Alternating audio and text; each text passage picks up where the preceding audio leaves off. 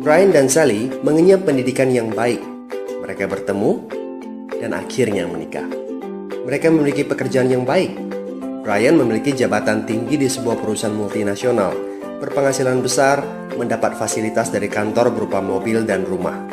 Mereka sangat menikmati hidup. Sering nongkrong bersama di coffee shop sepulang kantor, nonton di bioskop, mampu membeli baju dan tas yang matching, dan pergi berlibur sesekali.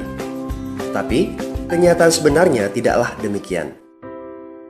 Utang kartu kredit mereka terus menumpuk tak berujung.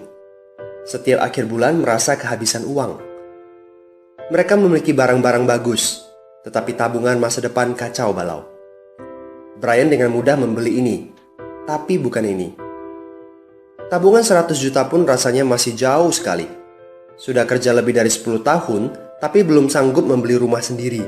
Masih tinggal di rumah milik kantor dan mengendarai mobil milik kantor. Tanpa disadari, keluarga ini menggali lubang kemiskinan. Keuangan mereka hanya cukup untuk membiayai kehidupan keluarga saat ini. Mereka harus terus bekerja untuk menghasilkan uang. Pertanyaan yang paling ditakutkan adalah bagaimana jika mereka sudah tua, kemampuan bekerja sudah menurun, atau salah satu anggota keluarga terdiagnosa penyakit serius yang membutuhkan biaya yang sangat besar. Apakah kehidupan Brian dan Sally mencerminkan kehidupan Anda? Apakah saat ini Anda memiliki penghasilan tetapi sebelum akhir bulan sudah merasa kehabisan uang? Memiliki hutang berkepanjangan yang tidak ada habisnya? Memiliki barang-barang bagus tetapi khawatir karena tidak punya tabungan? Memiliki hidup yang berkecukupan tetapi khawatir tidak mampu menyekolahkan anak-anak dengan baik? Memiliki rumah tinggal tetapi berkemungkinan besar harus menjual rumah bagus ini karena tidak punya dana pensiun? Jika Anda menjawab ya pada salah satu saja pertanyaan tadi, saatnya untuk memperbaiki diri. Mau jadi seperti apa kita ini kalau ternyata kita sebetulnya hanya gaya dari luar saja? Mau hidup kropos seperti ini sampai kapan? Aha, mari kita mulai menabung. Nah, apakah menabung saja cukup? Berapa banyak yang bisa Anda sisihkan untuk ditabung setiap bulan? Mari kita ambil contoh. Anda berencana untuk memiliki rumah dan mobil. Katakanlah harga rumah 600 juta dan harga mobil 200 juta. Jika Anda mampu menabung 5 juta per bulan, Anda membutuhkan 13 tahun untuk mendapatkan angka 800 juta. Masalahnya, inflasi membuat harga rumah dan mobil melambung tinggi.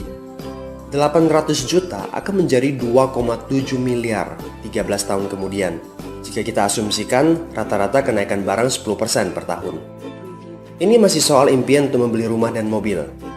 Padahal, masih banyak kebutuhan lain yang perlu dipersiapkan jika ingin hidup lebih baik. Bagaimana dengan persiapan dana hari tua?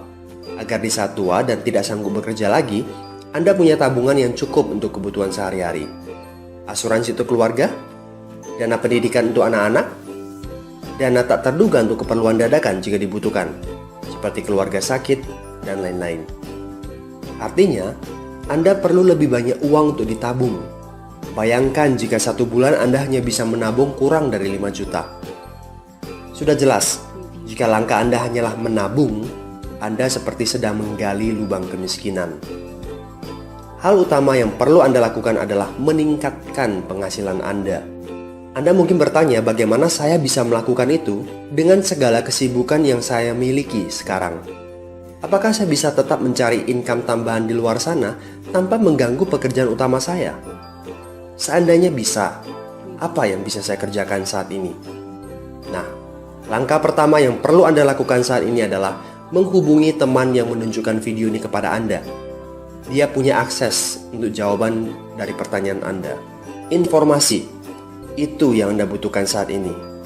Terbukalah, seperti parasut, pikiran hanya dapat bekerja saat terbuka.